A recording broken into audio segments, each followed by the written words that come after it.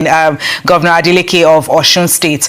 So I'm just wondering, based on everything that you've observed throughout the election process up until this moment, how would you assess INEC as a player in all of this and the work that they've done from the campaign period up until yesterday? And going into especially the 2027 elections, are there any lessons that we should be taking forward with regards to INEC as an umpire of this kind of event? Oh yes. For me, it's congratulations to INEC. INEC has disappointed a number of its critics. INEC has done quite well. It has proven that it can really organize elections despite several hitches, despite the behavioral problems associated with the participant, whether as candidates, electorates, and observers. INEC has proven, from the standpoint where I observed these elections. Yesterday, I was at the Election Analysis Center of the Center for Democracy and Development, along with Professor Sam Amadi. I also followed very closely the way results were uploaded onto the INEC results viewing portal, and I find that to be very seamless. I don't know what other contrary reports. Sitting on my desk, I was able to see results being uploaded real time. And I was observing that the trends of the results as they came in, and that could now authoritatively give sites like thisdaylive.com to accurately map the results. So a lot more persons already knew the results long before it was declared. Now, as a crass credit to INEC, I remember that particular thing on the screen. I viewed it while I was looking at the IREV portal, and I realized that INEC indeed has quite a lot to improve upon. You can see it, I have a copy here. You can see for everything that was written, there was a cancellation, there was mutilation, there was writing, there was sign, there was nothing. And I'm referring to the result. The result from the polling unit of CHS school, Wasimi village. That was a huge embarrassment. That was a huge embarrassment for INEC when you realize that in the entire results I viewed on the IRF portal, this one stood out as something that INEC needs to work upon in terms of the recruitment of its ad hoc staff. One bad apple can indeed spoil the whole lot in the basket. That's the example of what I saw in that polling unit from Wasimi village. So INEC has proven that it can get its operations right when it has all of the resources. So congratulations to INEC on the specific note. It has a lot to learn from. Like I said yesterday, that there will be, problems, but the responsive rate at which INEC resolves those problems will determine how effective it is, and it has proven that it can do that. So this is actually progress for our democracy. We hope this will translate to better progress in 2027. This election, I think, this Osun election, I think the APC has been better for it. Why do I say that? The president has also disappointed a lot of his critics. Many people thought that with the earlier weaponization of federal agencies and institutions and operational work in Osun State prior to the election, it will be largely rigged, but the president stayed away. The federal might was not visible. I was speaking to Professor Amadi yesterday as we approached the Center for Democracy Election Analysis Center, and the idea was that there's this observation that there is some measure of restraint on the part of the police and on the part of the army. I hope he speaks to that a lot more later. So far it has been good. The final analysis on the part of the CDD is that it has been largely peaceful election, though it has been an election that I can refer to as a redefinition of two important things. I know we're analyzing INEC now, but what we have seen so far, because I don't know how much time I've got, so let me quickly let you know that the redefinition of party politics. We've seen that the political parties can be irrelevant when it comes to a charismatic and happy-go-lucky individual like Governor Ademola Adeleke. We've also seen that the insurmountable, nearly nearly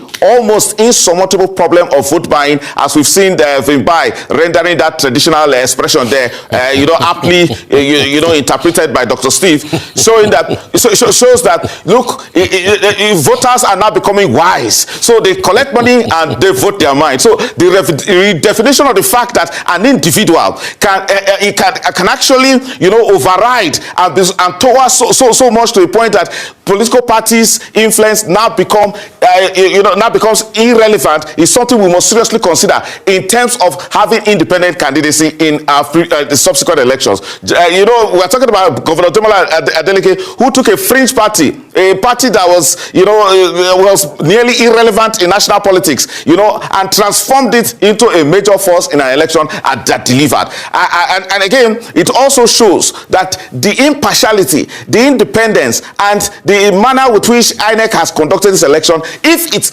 reassuringly reenacts it in 2027, then we will be making progress, serious progress as a country and as a people, and then we'll congratulate ourselves indeed. INEC has done well. That's what I can say. All right, Frank, thank you so very much. A couple of questions from me. I like the fact that you mentioned the independent candidacy, which for me speaks to personality and performance, and it shows that that's what played out yesterday. Do you think that this, therefore, should reenact the debate for personality, especially personality, not even performance, personality that people believe can deliver without the so-called party structure? We saw a vestige of it in 2023 with the Obi and the obedience movement, but then Osun has demonstrated it. How do you think that the sort of advocacy that will lead to individuals who might be denied access through party structure, can move forward? And then secondly, we saw in Osun people engagement. We saw Davido basically taking on, the role of 1 million people, giving analysis on a daily basis. And we saw people slept over at INEC headquarters and insisting that we're not fighting, we're not burning any place down, we're not killing anybody, but we want to secure our vote. What lessons can the generality of the country learn from what happened in Osun State overnight, so that it can begin to tweak people's mentality towards what might happen in 2027? Dr. Steve, we had great lessons from Osun State, and they were positive lessons. Many of us were afraid, and some turned to prayer, and again, an expression of the overly influence of religion in our elections. It shouldn't be. Even though we saw songs of praise being given to the Almighty God, as if the Almighty God came down to organize elections or voted. We know the Almighty God reigns over all, but again, we must take responsibility as individuals. See, we learned many lessons.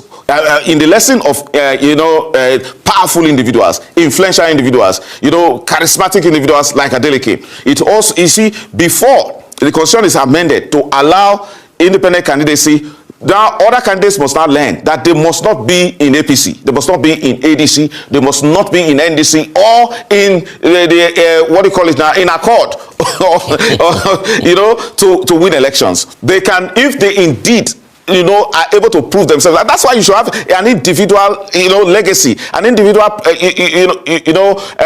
credential that you can actually allude to whenever you're appealing for votes. Now, the corruption of our democracy has been, associated with the intrigues of political parties. Political parties have become more of a problem. They have not improved our democracy at all. They have not canvassed enough ideology. They have not shown that they are consistent. They are committed to anything but just grabbing power and then becoming anything but, keeping the commitments that they made in terms of build up to elections. So political parties have not been shown to be a problem to our democracy. Therefore, I expect advocacy groups, importantly, Center for Democracy and Development, to now push forth, what I call for legislative reforms. And I must also commend the National Assembly, because if you've seen that this election in Osun State has succeeded, it's as a result of the fact that some of those improvements in the Electoral Act, for example, the compulsory uploading of results and the use of IREV as a major reference point in determining what the veracity of results.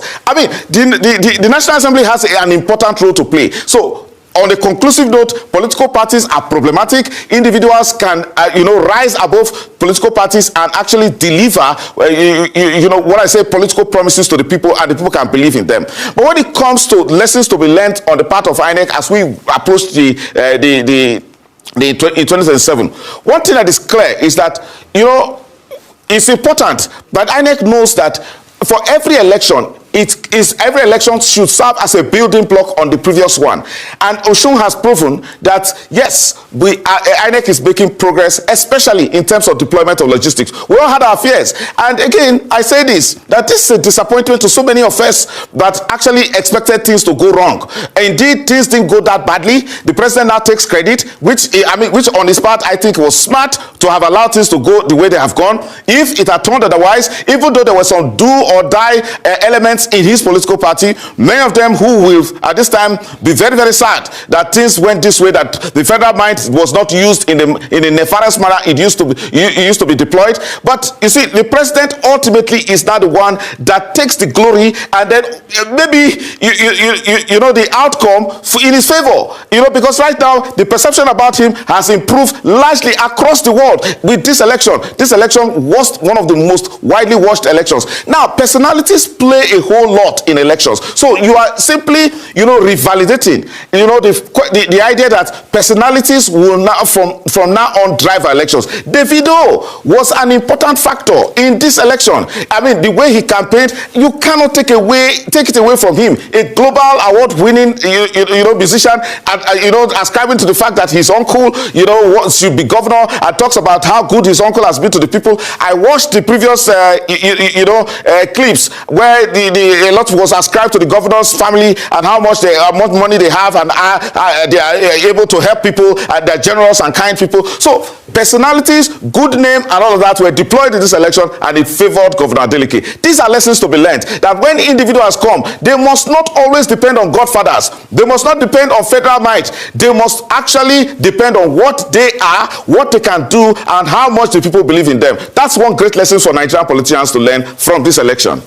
Fantastic. And Mr. Tietie, I just want to come back to one previous point that you've made before, because it seems to be your position that federal might wasn't imposed upon this election. But I think a lot of people in Nigeria, and particularly in Osun State, would disagree with that, especially with, the violence that we've seen, the allegations of intimidation and vote buying, even, just this case with the EFCC freezing the Osun State accounts on the eve of the election. A lot of people would say that federal might was attempted but was actually thwarted. So which would you say? Would you say that Abuja wasn't trying to impose federal might, or would you say that they tried but were not successful?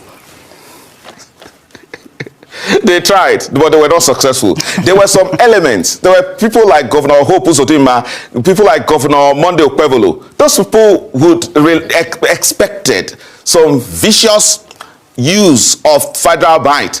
President Tinubu did himself well by thwarting it. So you were correct. Your letter statement was correct. Federal might was prepared for Osun. And let me tell you, and let us have this understanding, nothing in an election, in a state election, can withstand the might of the federal government when it intends to do damage. And imagine the use of the army restricting people from voting, in strongholds of an opponent, or the policemen, facilitating the snatching of ballot boxes, or ensuring that, and then facilitating,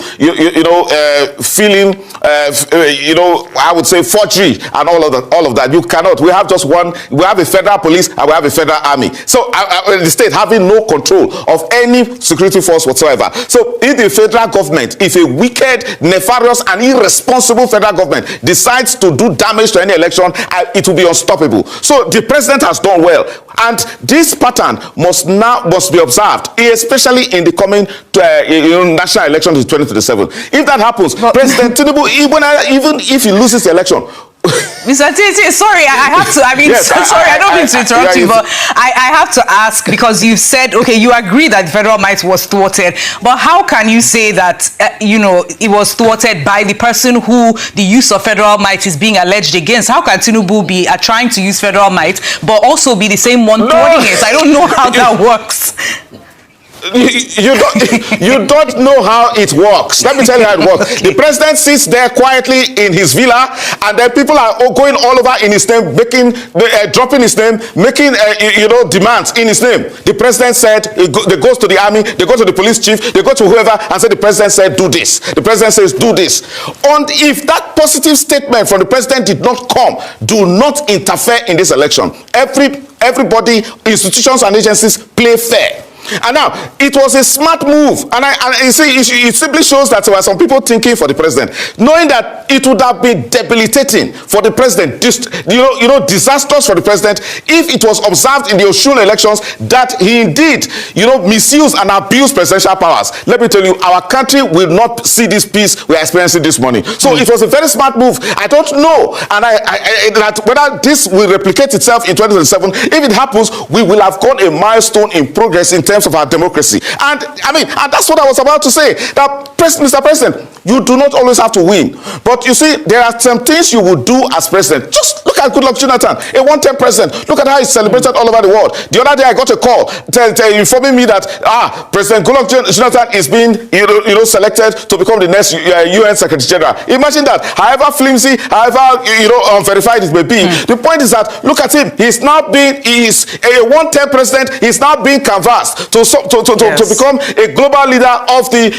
United Nations. Now, you don't always have to win, but leave legacies that are enduring, and then you will be praised all over the world. You see, the president has done well.